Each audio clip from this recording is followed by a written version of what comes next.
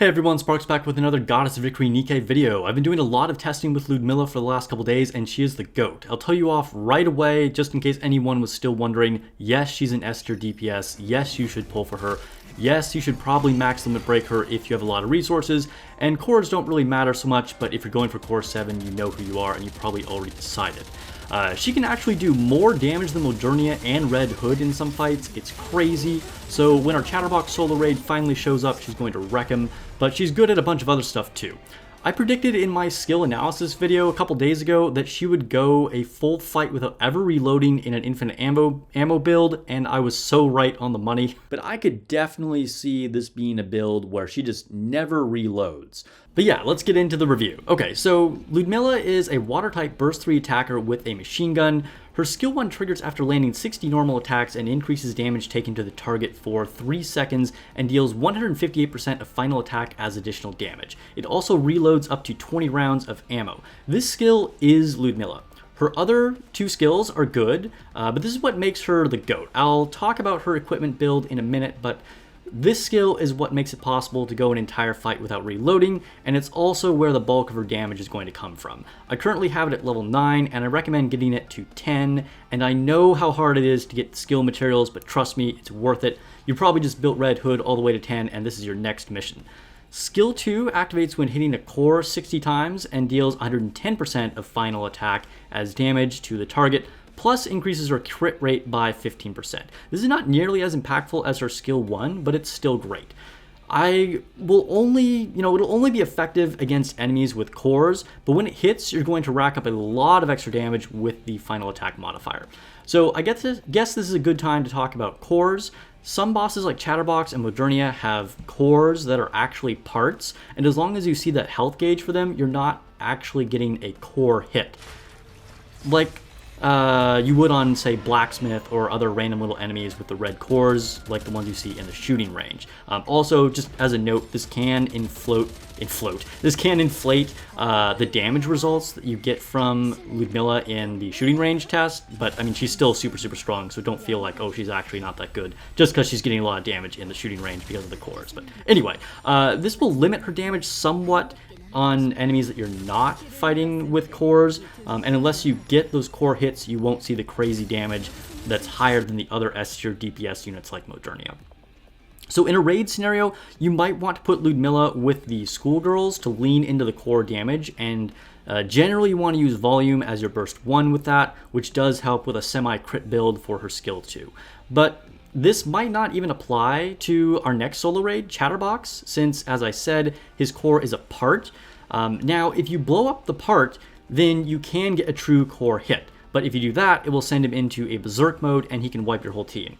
So this, you might be now thinking that Lewdmilla won't actually be good for the raid, but I think considering how powerful she is, even without core damage and her skill 2, and her, without the skill damage from her skill 2 and her elemental advantage, she'll still be an S tier DPS in the raid. And a lot of times raid mechanics are slightly different from interception, so avoiding destroying his head might not even be a thing. I predict he will function much more like the co-op version, and then you'll probably be hitting his core quite a bit. Okay, so her burst is surprisingly her worst skill, and it's still pretty cracked. That's how good her other skills are, that her burst is her worst skill, even though it increases her attack by over 60% for 10 seconds, and increases reload speed by 67% for 20 seconds.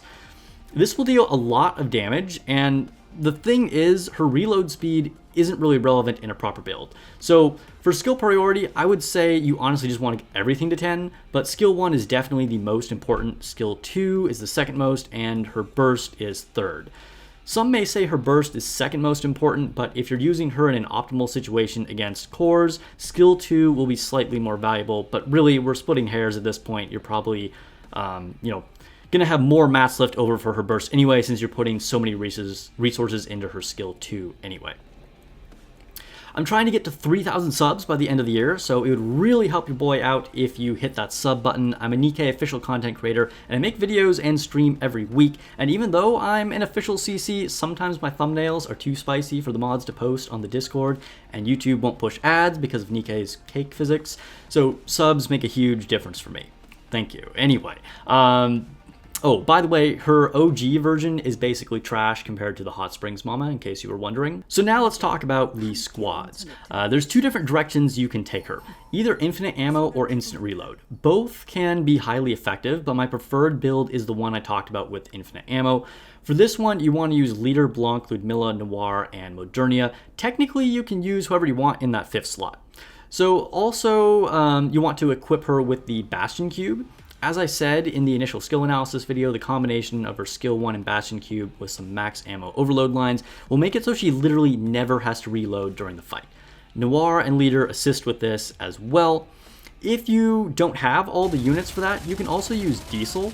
We've actually already seen a near infinite ammo build for Guillotine using Diesel a long time ago. This is slightly inferior formation for Lewdmilla, but it might actually be the way to go in a raid, surprisingly, because this is speculation, of course, until we actually get to test in the raid, but I can see a possibility of using Modernia and Red Hood or Alice with the bunnies and Leader, then using the schoolgirls with Snow White and Maxwell.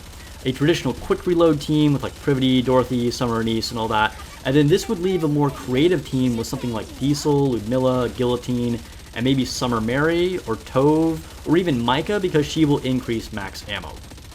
For the quick reload build on Lewdmilla, you want to use the Resilience Cube, of course. You probably could have guessed that yourself.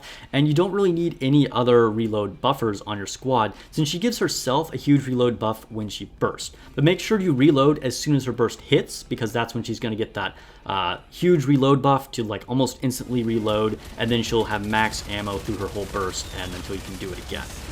You'll instantly reload and you'll be good until next time. That said, she can fit into a powerful full quick reload squad with like Dorothy, Novel, or Marciana, Summer Anise, Lewdmilla, and Privity. So you definitely have options there. I think that she's going to fit into the raid in a variety of ways.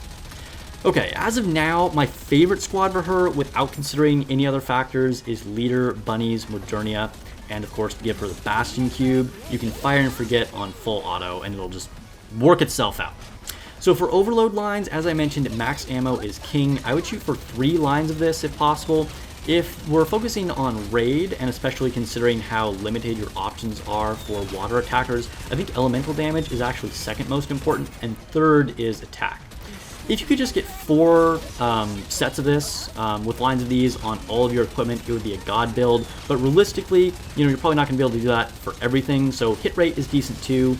It'll help you with more consistent core hits. Crit rate and damage is kind of mid, but not terrible. Lewdmilla is strong enough that she can be very effective even against general mobs and bosses without cores like the train. As we see with a lot of really strong PvE DPS units, she's not so good in arena. In PvP, it's kind of a disaster. Her burst gen is mid. There's no cores for her to hit. She's single target damage. It's just a mess, and I just wouldn't bother trying to put her on your arena teams. Alright, so let me know if you have any questions about Lewdmilla, or if you have anything cool you've found and can share with other people in the comments. Check out my Lewdmilla polls next in the description below if you missed that, and I'll see you guys in the next video or stream.